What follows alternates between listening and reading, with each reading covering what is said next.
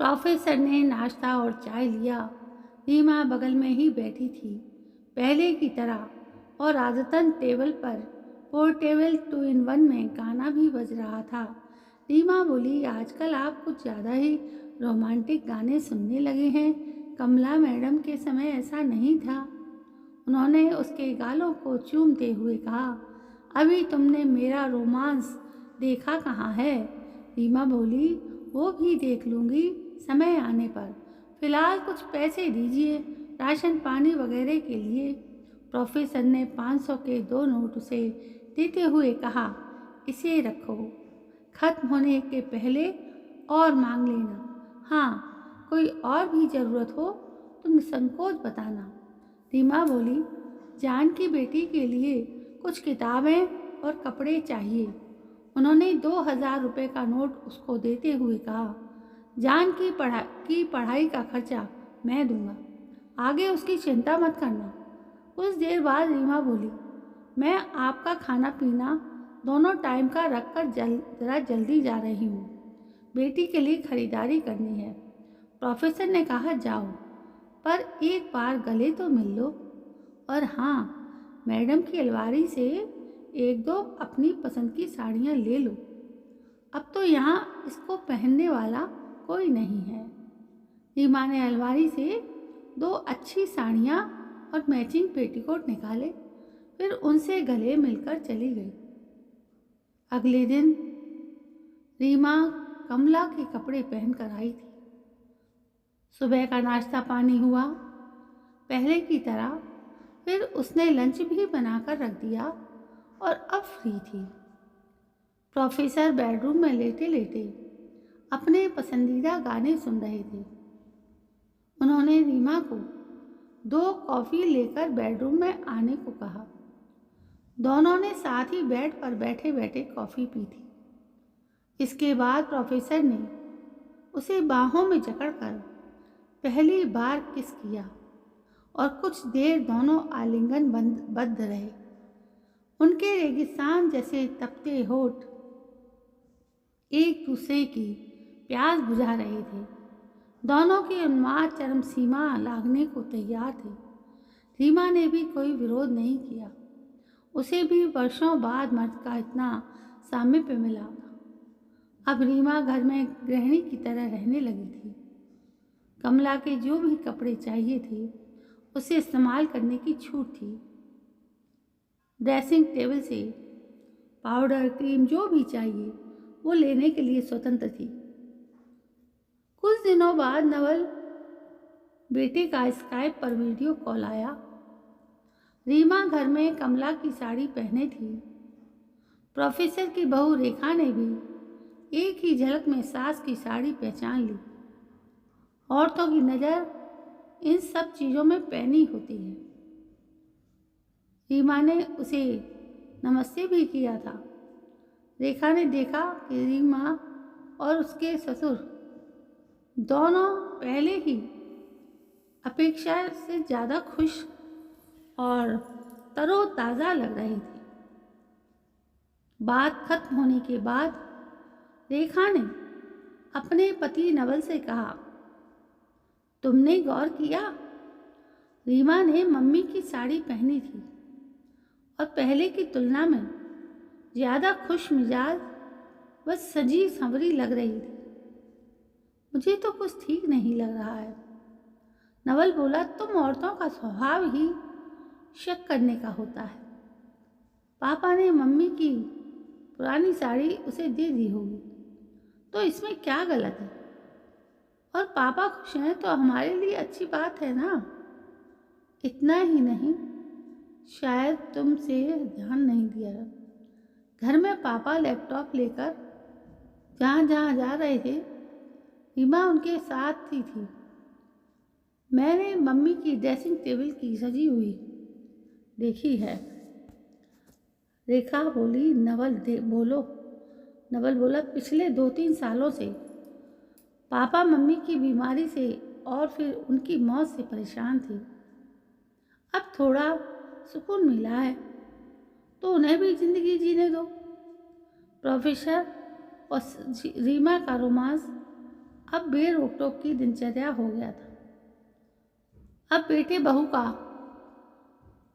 Phone या Skype call आता तो वे उनसे बातचीत में ज़्यादा दिलचस्पी नहीं लेते थे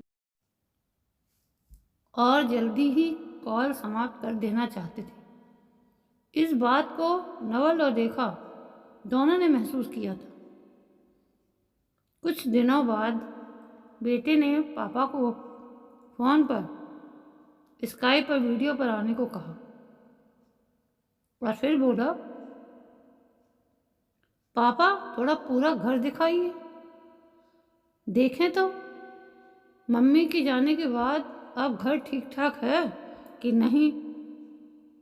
प्रोफेसर ने पूरा घर घूमकर दिखाया और कहा, देखो घर बिल्कुल ठीक ठाक है। रीमा सब चीज़ों का ख्याल रखती है। राहुल बोला, हाँ पापा वो तो देख रहे हैं। अच्छी बात है, मम्मी के जाने के बाद अब आपका दिल लग गया है घर में। जब प्रोफेसर कैमरे से पूरा घर दिखा रहे थे तब बहू बेटे दोनों ने रीमा को मम्मी की दूसरी साड़ी में देखा था। इतना ही नहीं, बेड पर भी मम्मी की एक साड़ी बिखरी पड़ी थी। तब रेखा ने नवल से पूछा, तुम्हें सब कुछ ठीक लग रहा है? मुझे तो दाल में काला नजर आ रहा है। नवल बोला, हाँ अब तो मुझे भी कुछ शक होने लगा है। घर जाकर देखना होगा, तभी तसल्ली मिलेगी। इधर कुछ दिनों के लिए रीमा की बेटी किसी रिश्तेदार के साथ अपने ननिहाल गई हुई थी। तब दोनों ने इसका भरपूर लाभ उठाया था। पहले तो रीमा डिनर टेबल पर सजाकर शाम के पहले ही घर चली जाती थी।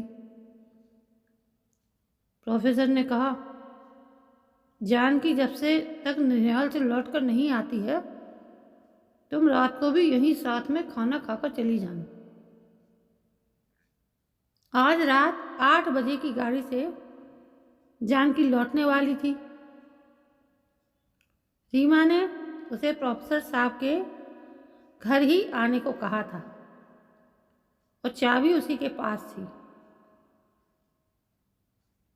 इधर नवल ने भी अचानक घर आकर सरप्राइज चेकिंग करने का प्रोग्राम बनाया था। उसकी गाड़ी भी आज शाम को पहुंच रही थी। अभी 8 बजने में कुछ देर थी। प्रोफेसर और रीमा दोनों घर में अपना रोमांस कर रहे थे। तभी दरवाजे की घंटी बजी तो उन्होंने कहा, रुको मैं देखता हूँ, शायद जानकी होगी। और उन्होंने लुंगी की गांठ बांधते हुए दरवाज़ा खोला तो सामने बेटे को खड़ा देखा। कुछ पलों के लिए दोनों आश्चर्य से एक दूसरे को देख रहे थे। फिर उन्होंने नवल को अंदर आने को कहा। तब तक रीमा की भी साड़ी ठीक करते हुए बेडरूम से निकली, जिसे नवल ने देख लिया था। रीमा बोली, आज दिन में नहीं आ सकी थी तो शाम को खाना बनाने आई हूँ। थोड़ी देर हो गई है, आप दोनों चलकर खाना खा लो। खैर बाप बेटे दोनों ने खाना खाया। तब तक जानकी भी आ गई। रीमा अपनी बेटी के साथ लौट गई थी। रात भर नवल को चिंता के कारण नींद नहीं आ रही थी। अब उसको भी पत्नी की बातों पर विश्वास हो गया था। अगले दिन सुबह जब प्रोफेसर साहब मॉर्निंग वॉक पर गए थे, नवल ने उनके बेडरूम का मुआयना किया। उनके बाथरूम में गया तो देखा कि बाथ टब में एक ब्रा पड़ी थी। मम्मी की एक साड़ी भी वहाँ हैंगर पर लटक रही थी। उसका खून गुस्से से खौलने लगा था। उसने सोचा ये तो घोर अनैतिकता हुई और मम्मी की आत्मा से छल हुआ। उसने निश्चय किया कि अब वो चुप नहीं रहेगा, पापा से खरी खरी बात करेगा। रीमा तो सुबह बेटी को स्कूल भेजकर 8 बजे के बाद ही आती थी। उसके पहले जब प्रोफेसर साहब वॉक से लौटकर आए तो नवल ने कहा, पापा आप मेरे साथ इधर बैठिए, आपसे ज़रूरी बात करनी है। वे बैठ गए और बोले, हाँ बोलो बेटा। नवल बोला, रीमा इस घर में किस हैसियत से रह रही है? आपके बाथरूम में ब्रा कहाँ से आई? मम्मी की साड़ी वहाँ क्यों है? मम्मी की साड़ियों में मैंने और रेखा दोनों ने रीमा को बराबर बार बार स्काइप पर देखा था। मम्मी की ड्रेसिंग टेबल पर मेकअप के सामान क्यों पड़े हैं? इन सब का क्या मतलब है? प्रोफेसर साहब को बेटे से इतने सारे सवालों की उम्मीद नहीं थी। वे कुछ बोल नहीं पा रहे थे। तब नवल ने गरजते हुए कहा, पापा बोलिए, मैं आपसे ही पूछ रहा हूँ। मुझे तो लग रहा है कि रीमा सिर्फ काम वाली ही नहीं है, वो मेरी मम्मी की जगह लेने जा रही है। प्रोफेसर साहब तैश में आ चुके थे। उन्होंने जोरदार शब्दों में कहा, तुम्हारी मम्मी की जगह कोई नहीं ले सकता, पर क्या मुझे खुश रहने का अधिकार नहीं है? नवल बोला, ये तो हम भी चाहते हैं कि आप खुश रहें। आप हमारे यहाँ आकर मन लगाएं। पोता पोती और बहू हम सब आपको खुश रखने में कोई कसर बाकी नहीं रखेंगे। भूखा रहकर कोई खुश नहीं रह सकता है, वे बोले। नवल बोला, आपको भूखा रहने का सवाल कहाँ है? प्रोफेसर साहब बोले, खुश रहने के लिए पेट की भूख मिटाना ही काफ़ी नहीं है। मैं कोई सन्यासी नहीं हूँ, मैं भी मर्द हूँ। तुम्हारी माँ लगभग पिछले 3 सालों से बीमार चल रही थी। मैं अपनी इच्छाओं का दमन करता रहा हूँ, अब उन्हें मुक्त करना चाहता हूँ। मुझे व्यक्तिगत मामलों में दखलंदाजी नहीं चाहिए और मैंने किसी से जोर जबरदस्ती नहीं की है। जो हुआ दोनों की सहमति से हुआ है। एक ही सांस में इतना कुछ भूल गए। नवल बोला, इसका मतलब मैं जो समझ रहा था वो सही है, पर 70 साल की उम्र में यह सब शोभा नहीं देता। प्रोफेसर साहब बोले, तुम्हें जो भी लगे। जहाँ तक बुढ़ापे का सवाल है, मैं अभी अपने को बूढ़ा नहीं महसूस करता हूँ। मैं अभी भी बाकी जीवन उन्मुक्त होकर जीना चाहता हूँ। नवल बोला, ठीक है, आप हम लोगों की तरफ से मुक्त हैं।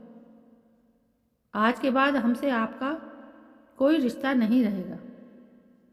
और नवल ने अपना बैग उठाया, वापस चल पड़ा। तभी दरवाजे की घंटी बजी थी। नवल ने दरवाजे खोलकर घर से बाहर निकल पड़ा था। रीमा आई थी। वो कुछ पलों तक बाहर खड़े खड़े नवल को जाते देख रही थी। तब प्रोफेसर साहब ने हाथ पकड़कर उसे अंदर के घर के अंदर खींच लिया और दरवाज़ा बंद कर दिया था। फिर उसे बाहों में कसकर जकड़ लिया और कहा, आज मैं आज़ाद हूँ।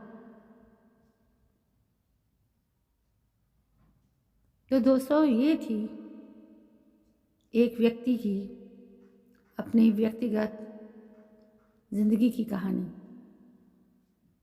आपको ये कहानी कैसी लगी?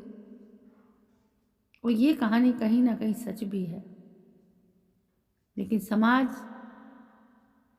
ऐसे लोगों को जिन नज़रों से देखता है वो तो देखता ही है। तो दोस्तों, यदि ऐसी कहानियाँ आपको पसंद हैं तो प्लीज़ एक कमेंट करें और लाइक शेयर करें। मेरे चैनल को सब्सक्राइब करना ना भूलें। कल मैं फिर हाजिर होती हूँ। तब तक के लिए जय हिंद, वंदे मातरम।